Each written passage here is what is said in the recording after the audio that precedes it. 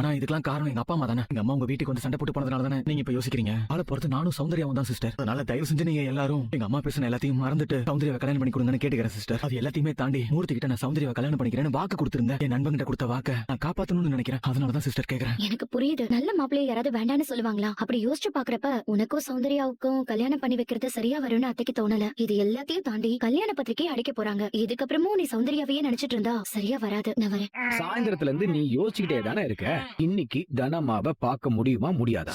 Stop it. நான் இருக்கும்போது நீ எதுக்குல கவலைப்படிய? தனமாவை பாக்குறதுக்கு நான் எப்படி ஒரு மாஸ்டர் பிளான் போடுறேன்னு மட்டும் பாரு. எங்க சுவிட்ச் போட்டா எங்க லைட் எரியும்னு எனக்கு நல்லா தெரியும். சும்மா நின்னு வேடிக்கை மட்டும் பாரு. நிலாக்குட்டி சாப்பிட்டீங்களா இல்லையா? இல்லையே, இனிமேதான்.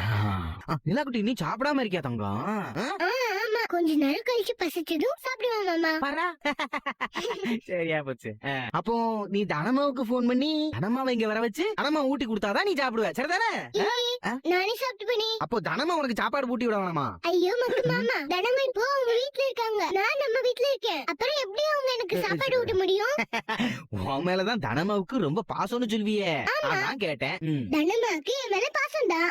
அப்படின்னா இப்ப உடனே போனை போட்டு தனமா நீங்க உடனே இங்க வாங்க, எனக்கு சாப்பாடு ஊட்டி கொடுத்துட்டு அதுக்கப்புறமா வீட்டுக்கு போங்கன்னு நீ போன் போட்டு சொல்லுவியா? அவங்க வராங்களான்னு பாப்பமா? ஐயோ, அப்படி எல்லாம் சொல்லக்கூடாது மாமா.